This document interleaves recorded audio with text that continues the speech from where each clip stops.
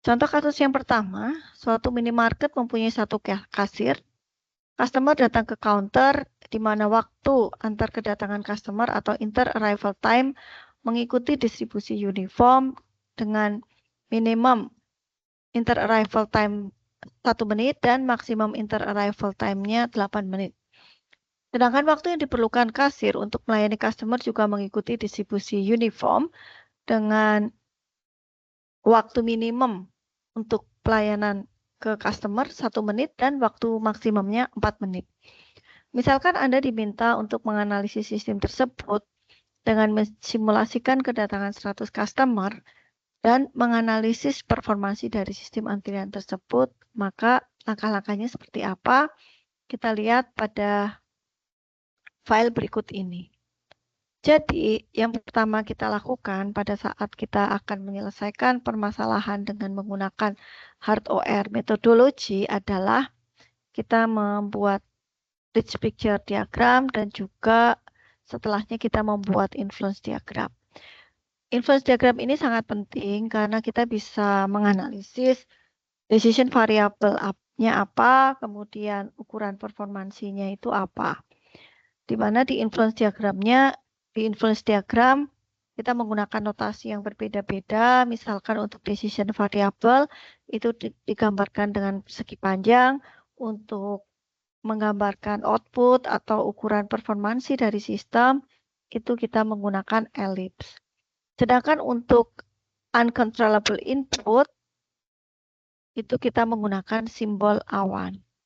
Dan untuk elemen pada sistem yang bisa dipengaruhi dan mempengaruhi, itu kita sebut dengan komponen, itu kita notasikan dengan lingkaran.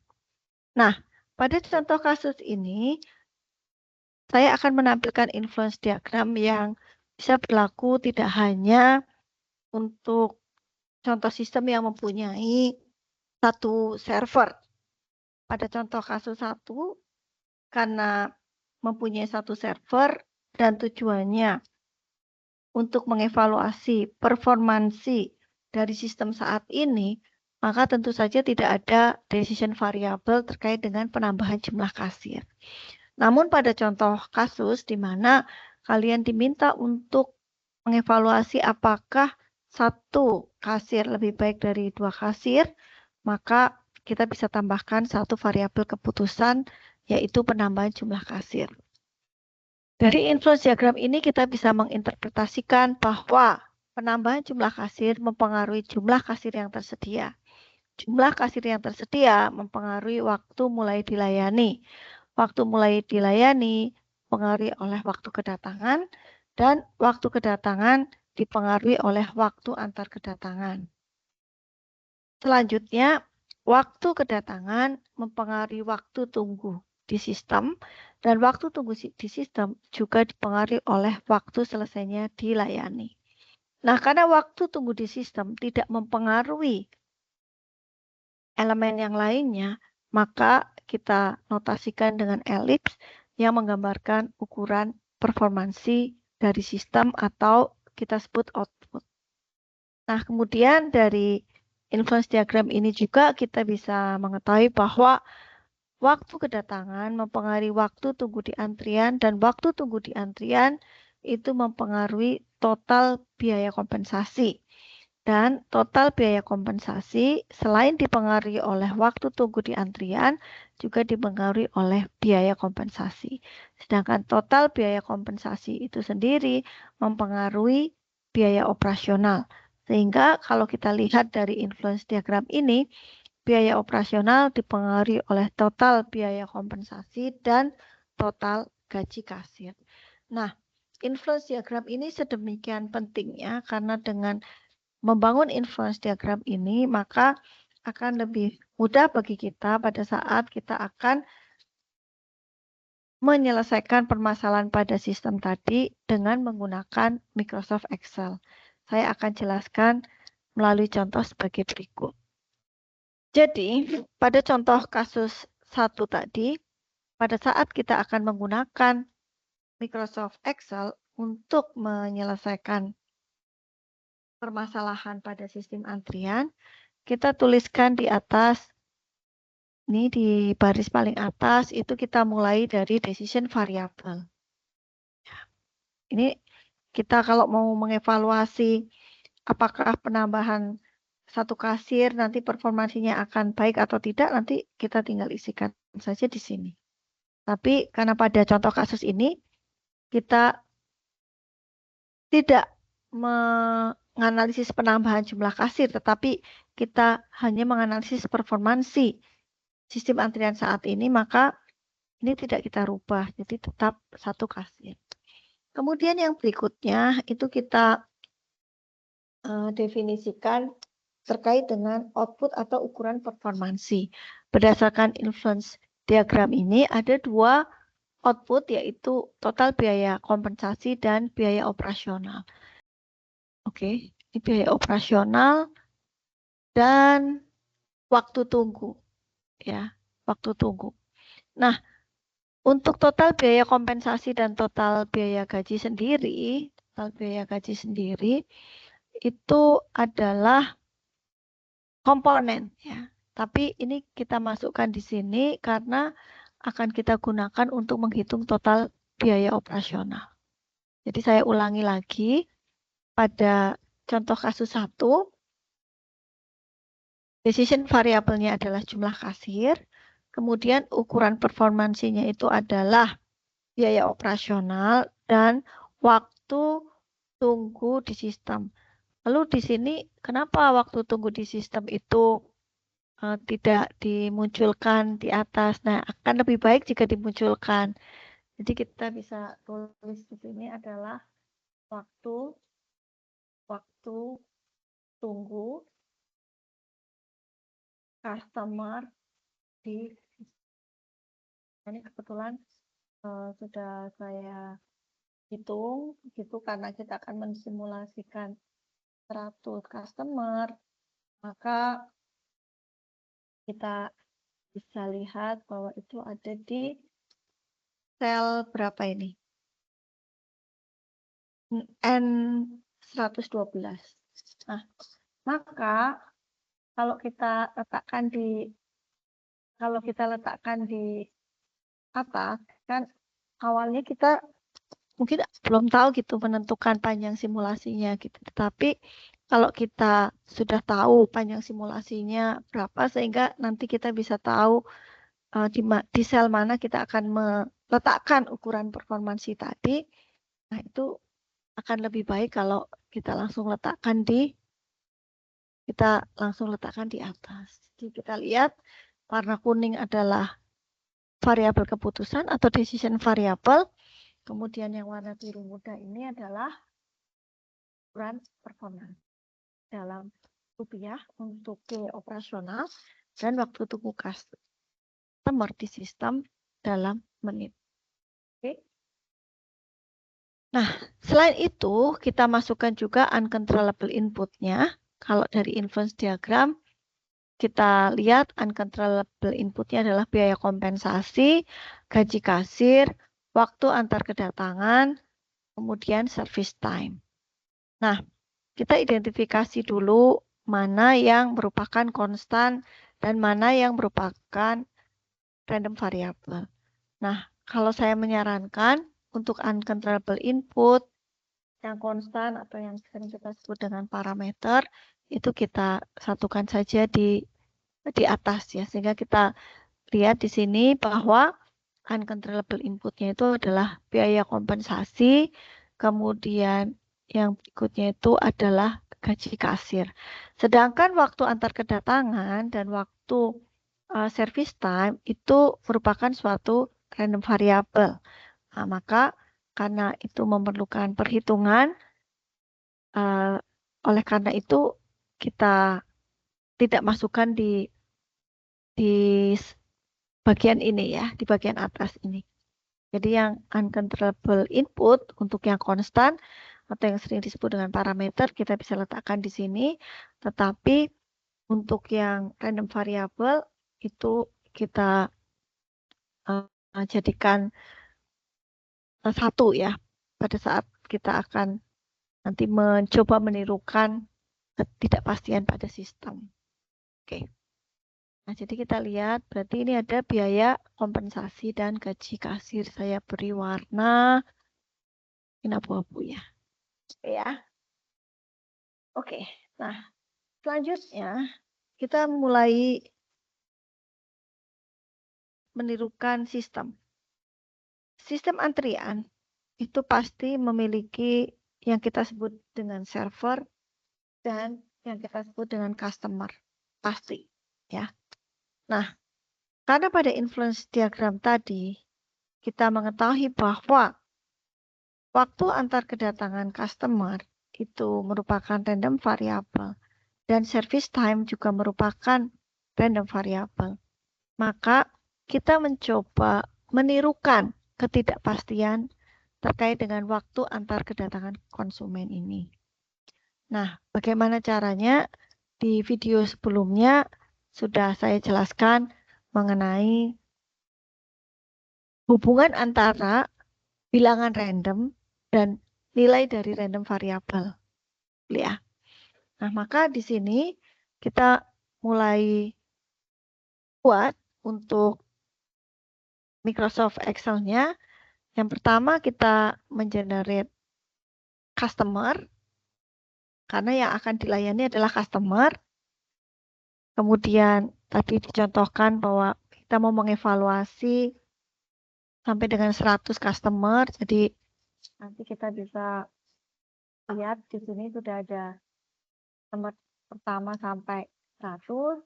Kemudian untuk menirukan sebagai tools untuk menirukan ketidakpastian itu kita terlebih dahulu harus meng-create bilangan random, mengenerate bilangan random. Untuk selanjutnya kita bisa menghitung atau menentukan waktu antar kedatangan konsumennya. Di pertemuan sebelumnya sudah dijelaskan tentang inverse transform. Ya, inverse transform untuk random variable yang kontinu. Nah, jadi kita generate dulu bilangan randomnya.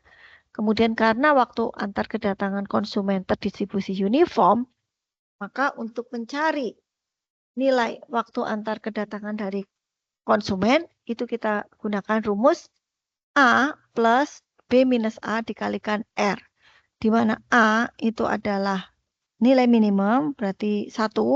Kemudian B itu adalah nilai waktu antar kedatangan konsumen yang maksimum atau dalam hal ini 8 menit. Nah, dari sini kita tahu bahwa waktu antar kedatangan customer 1 dan 2 itu adalah 5,8 menit dikurangi 1,57 menit. Nah, kemudian karena misalnya supermarket ini buka pukul 8.00, maka pada saat kita mencoba menirukan sistem, kita tambahkan nilai mula-mula yaitu pukul 8.00 AM. Jangan lupa nanti kita format dulu menjadi format time. Nah, kemudian karena kita sudah mengenerate waktu antar kedatangan customer, kita sudah mencoba menirukan ya. Jadi nanti untuk mengecek betul atau tidak seperti itu, kita lihat waktu antar kedatangannya kan minimum 1, maksimum 8. Jadi kita lihat di sini nggak mungkin nanti ada nilai 10, ada nilai 20, ada nilai minus gitu. Nggak mungkin ya. Seperti itu. Nah, sekarang kita gunakan rumus bahwa waktu antar kedatangan customer utama itu adalah waktu jam toko buka ditambah waktu antar kedatangan customernya. Oke? Pada time ke-0 belum ada customer yang datang. Nah, kemudian untuk mendapatkan format yang seperti itu, ini kebetulan saya coba pakai rumus ini. Tetapi kalau mahasiswa punya cara sendiri seperti itu, silahkan. Ini saya menggunakan rumus waktu kedatangan customer pertama adalah waktu buka toko atau D11 ditambah apa? Ini kan 1 menit 57 detik. Oke. Lalu bagaimana kita mengubahnya. Jadi di pertemuan sebelumnya itu saya sudah jelaskan bahwa untuk mengkonversi ke jam itu kita menggunakan fungsi time, kemudian kurung buka kurung tutup, kemudian 0,0,0 gitu ya. Di mana 0 pertama itu menggambarkan jam, 0 kedua menggambarkan menit, 0 ketiga menggambarkan detik. Nah, pada contoh kasus ini karena waktu antar kedatangannya itu dalam menit detik gitu, maka kita lihat kita menggunakan rumus waktu kedatangan customer sama dengan D11 ditambah time kurung buka 0, kita biarkan saja jamnya kan kita tidak ubah ya. Kemudian yang berikutnya itu adalah C12 ya, C12 jadi 1,57 seperti itu. Tapi karena kita mau cari menitnya dulu, maka saya rundown. Jadi ketemunya itu menitnya 1. Betul ya? Menitnya 1. Nah, kemudian yang berikutnya, untuk tahu bahwa mengambil detiknya, maka saya mencoba mengurangkan antara 1,57 dengan hasil rundown tadi. Jadilah time 0, rundown C12,0, nah sekarang kita menghitung detik. Berarti C12 dikurangi rundown C12,0 karena kita mau karena 1,57 menit seperti itu, maka kemudian kita kalikan dengan 60. Sehingga kita dapatkan di sini bahwa jika waktu kedatangan customer itu adalah 1,57 menit, maka di format waktu itu adalah jam 8, 1 menit 34 detik. Oke. Kemudian dengan cara yang sama itu kita untuk waktu kedatangan customer kedua berarti D12 tambah dengan ya, D12 ditambah dengan waktu antar kedatangan customer kedua. Dan ini saya kebetulan menggunakan format itu. Jika ada yang belum jelas bisa menuliskan di komentar ya. Nanti saya coba jelaskan. Nah, kemudian untuk menirukan service time yang juga merupakan random variable, kita mengenerate lagi bilangan random. Kemudian karena service time-nya itu juga merupakan distribusi uniform 1,4, maka di sini kita lihat berarti rumusnya sama ya, A ditambah B minus A dikalikan R. Nah, gitu. Oke. Nah, kemudian kalau kita lihat dari influence diagram, itu waktu kedatangan mempengaruhi waktu mulai dilayani. Waktu kedatangan dan jumlah kasir yang tersedia itu mempengaruhi waktu mulai dilayani. Nah, maka di sini tadi yang kita butuhkan itu kan berarti waktu kedatangan mempengaruhi waktu mulai. Nah, berarti yang akan kita catat di sini adalah waktu mulai dilayani. Terus waktu mulai dilayani mempengaruhi waktu selesai dilayani. Dan waktu selesai dilayani itu mempengaruhi status kasir, kemudian mempengaruhi juga waktu tunggu di sistem. Jadi kita lihat, nah ini saya tuliskan di sini, di waktu mulai dilayani, waktu selesai dilayani, kemudian saya tuliskan ini status server seperti ini. Ya.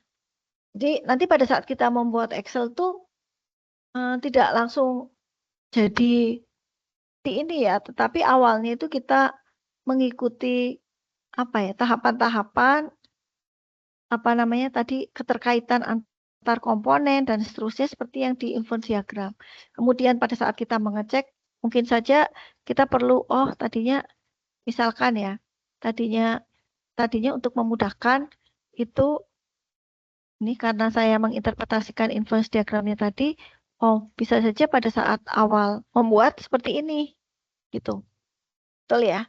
Jadi waktu mulai, waktu selesai, oh status server gitu. Nah, tetapi setelah kita jadi semua kan kita perlu melihat lagi ya, ini mudah diinterpretasikan atau tidak gitu. Nah, jadi nanti kalian juga seperti itu ya.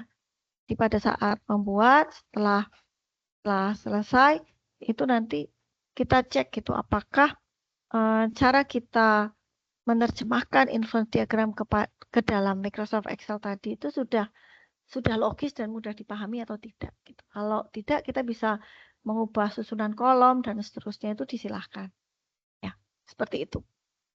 Oke. Nah, kemudian setelah itu kita mulai melihat ya. Waktu mulai dilayani. Kapan seorang customer itu bisa dilayani? Seorang customer itu bisa dilayani kalau servernya tersedia dan customer-nya datang ya, betul. Kapan seorang customer itu harus menunggu?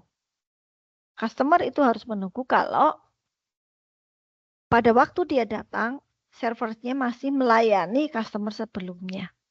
Nah, maka kita bisa gunakan logika seperti itu. Jadi kita membandingkan, dengan kata lain kita akan membandingkan antara waktu kedatangan dengan waktu selesainya server melayani customer. Jadi seperti itu.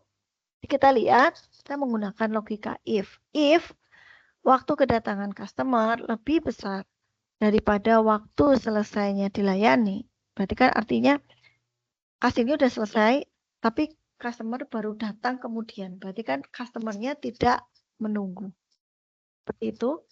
Jadi ini kita gunakan juga fungsi if. Jadi if waktu mulai dilayani itu lebih besar daripada waktu datangnya customer, waktu kedatangan customer, maka customer itu menunggu. Kalau tidak, maka tidak menunggu. Seperti itu. Ya. Jadi untuk mengetahui apakah status konsumen itu menunggu atau tidak menunggu, itu kita bandingkan antara waktu selesainya kasir melayani customer sebelumnya dengan waktu kedatangan customer selanjutnya. Nah, selanjutnya, karena kita diminta untuk mengevaluasi performansi dari sistem dan berapa performansi yang sudah dijelaskan sebelumnya, misalnya waktu tunggu konsumen di antrian. Nah, maka kita bisa menghitung. Nah, jika menunggu, maka berapa lama menunggunya? Berarti kan kita bandingkan antara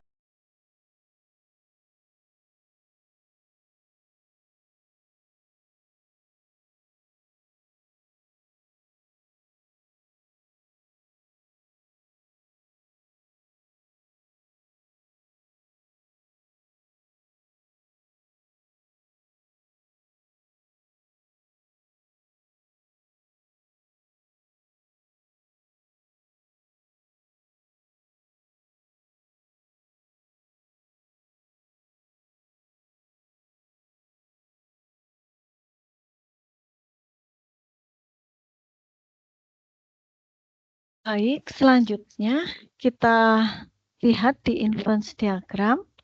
Setelah kita sudah mengenerate nilai,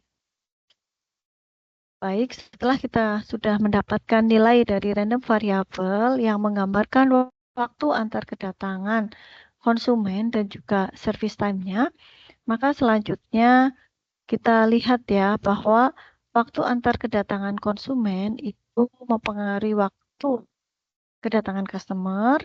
Kemudian karena tadi kita sudah mengetahui waktu kedatangan customer-nya, maka kita lihat di sini waktu kedatangan customer itu mempengaruhi waktu mulainya dilayani. Waktu mulainya dilayani mempengaruhi waktu selesainya dilayani. Kemudian waktu selesainya dilayani itu mempengaruhi waktu tunggu di sistem dan kemudian mempengaruhi status kasir. Nah, maka bagaimana kita bisa menggambarkan itu pada Excel? Nah, kita lihat, kita tulis saja waktu mulai dilayani waktu selesai dilayani. Itu. Kemudian karena kita akan mengevaluasi juga waktu tunggu konsumen di antrian, maka kita tuliskan juga di sini waktu tunggu konsumen di antrian. Oke. Nah, di sini saya berikan warna yang berbeda. Di sini kebetulan kalau di di influence diagram kita lihat di sini waktu tunggu di antrian itu dipengaruhi oleh waktu kedatangan dan juga waktu mulai dilayani. Betul? Nah, makanya kita lihat di sini. Kita lihat ya, misalnya saya klik aja di sini rumusnya, di sini waktu tunggu konsumen di antrian, kita lihat. Nah, gini kan? Jadi kita lihat G12 itu adalah waktu mulai dilayani. D12 itu adalah waktu kedatangan customer. Kalau kita cocokkan di influence diagram kan konsisten ya, sesuai. Bahwa waktu tunggu di antrian itu dipengaruhi oleh waktu mulai dilayani dan waktu kedatangan customer. Jadi itu tadi yang saya sampaikan bahwa dengan membuat influence diagram itu nanti akan memudahkan kita jika kita akan menyelesaikan permasalahan pada sistem tadi dengan menggunakan Microsoft Excel atau spreadsheet untuk simulasi. Baik, setelah kita tadi sudah membangkitkan bilangan random, kemudian kita sudah mendapatkan nilai dari random variable untuk waktu antar kedatangan customer dan waktu proses atau service time, maka selanjutnya kalau kita lihat di influence diagram, waktu antar kedatangan customer dan service time itu mempengaruhi waktu kedatangan customer, kemudian waktu kedatangan customer mempengaruhi waktu mulainya dilayani, dan kemudian waktu mulai dilayani itu mempengaruhi waktu selesai dilayani. Dan juga waktu selesai dilayani ini dipengaruhi oleh service time, dan waktu selesai dilayani ini mempengaruhi status kasir dan juga waktu tunggu di sistem. Kemudian status kasir mempengaruhi jumlah kasir yang tersedia. Maka kita bisa gambarkan seperti ini ya. Jadi ada waktu mulai dilayani, kemudian ada waktu selesai dilayani. Kemudian jika kita misalkan ingin melihat performansi terkait dengan waktu tunggu konsumen di antrian, maka kita bisa menambahkan misalnya waktu tunggu konsumen di antrian. Sehingga kalau kita mau mengidentifikasi apakah ada customer yang menunggu atau tidak menunggu, kita bisa tambahkan satu kolom ini untuk memberikan identitas. Apakah untuk customer pertama itu dia ada menunggu di antrian atau tidak, seperti itu. Kemudian ini ekspresinya jika waktu mulai dilayani itu lebih besar dibandingkan dengan waktu kedatangan customer, berarti dia menunggu. Tapi kalau tidak, berarti dia tidak menunggu. Jadi saya gunakan ekspresi if. Kemudian untuk menentukan waktu tunggu customer, saya gunakan ekspresi if juga.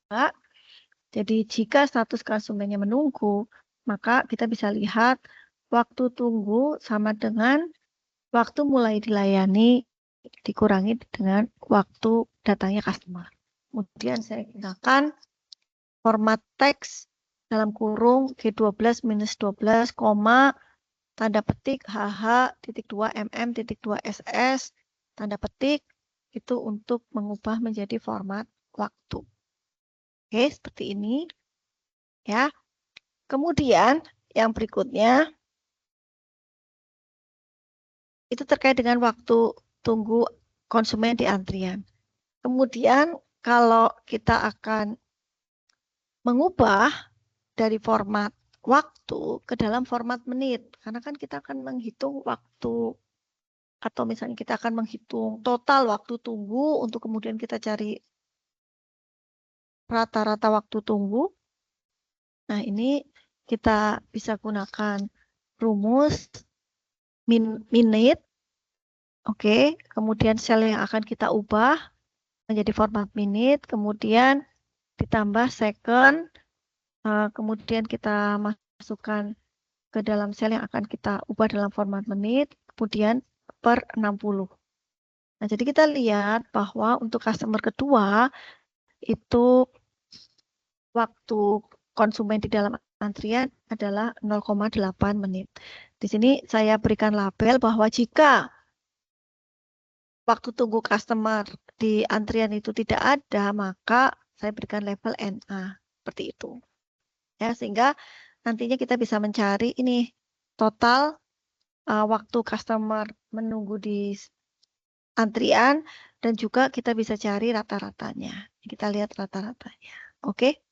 Nah, seperti itu. Nah, jadi kita lihat ya, dengan membuat influence diagram itu akan lebih mudah.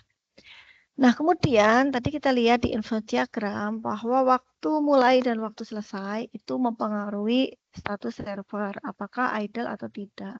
Seperti itu. Nah, kalau kita lihat di sini status server itu akan idle ya. Akan idle jika apa? Jika H11 itu adalah waktu selesainya server melayani customer sebelumnya. Server melayani customer sebelumnya dikurangi dengan waktu kedatangan customer. Kita lihat ya. Kalau customer menunggu, maka server itu pasti akan dalam keadaan sibuk kan gitu. Jadi ini sudah klop. Lalu kita bisa hitung waktu idle server ya. Kita lihat di sini kita bisa hitung idle servernya itu berapa lama dengan membandingkan antara waktu kedatangan customer dengan waktu selesainya server melayani customer sebelumnya. Sehingga kita bisa lihat di sini. Kemudian karena ukuran performansi kita ada dua. Yang pertama adalah biaya operasional. Kita sudah tuliskan di sini.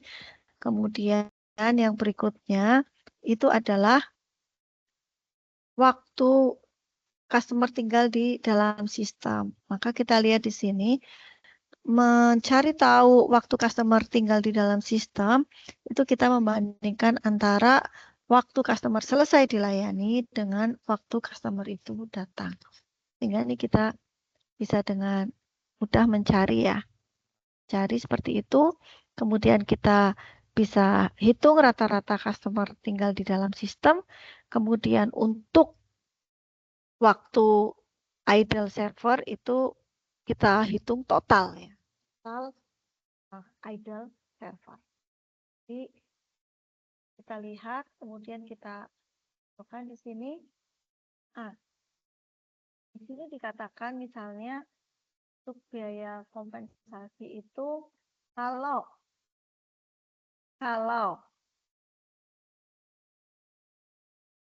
waktu tunggu konsumen di dalam antrian itu kurang dari 10, maka biaya kompensasinya 3.000. Kalau lebih dari 10 menit, maksudnya di sini, maka 10.000. Kita lihat di sini 0,9. Ini adalah 3.000 ya. If K 111 kita lihat, oh bukan, berarti di sini adalah K112 ya. Nah, tadi kita menambahkan satu baris. Kita hitung di sini, if K112 kurang dari 10, maka 3.000. Oke. Kemudian total biaya gaji, kemudian total biaya kompensasi itu adalah D6 kalikan. Oke. Sehingga kita bisa menghitung biaya operasionalnya adalah Rp2.402.354,17. Sedangkan ukuran performansi yang kedua, yaitu rata-rata customer tinggal di dalam sistem adalah 2,26 menit. Yang bisa saya jelaskan tentang bagaimana kita bisa menggunakan spreadsheet untuk menyelesaikan permasalahan pada sistem antrian.